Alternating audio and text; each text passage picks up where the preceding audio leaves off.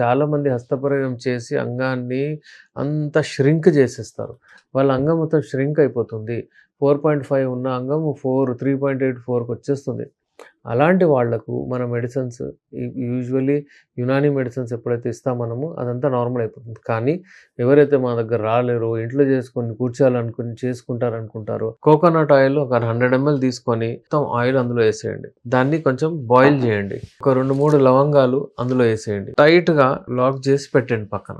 ఒక 10 రోజుల తర్వాత మీరు ఓపెన్ చేయండి. మీరు రాత్రి పూట అంగం పైన పెట్టేసి డాట్ డాట్ అలాగా అంతా జెంటల్ మసాజ్ చేసి ఈజీగా పడుకోండి.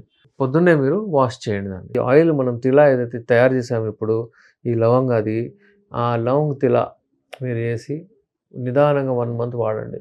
జెంటల్ మసాజ్ మంచిగా గట్టిగా మసాజ్ చేయాలి. ఎంత వెనకాల నుంచి పై వరకు. ఈ టిప్ ఆఫ్ ద పెన్నిస్ వదిలేస్తే చాలా మంచిది. వదలకున్నా పర్వాలేదు, మీరు చేయొచ్చు.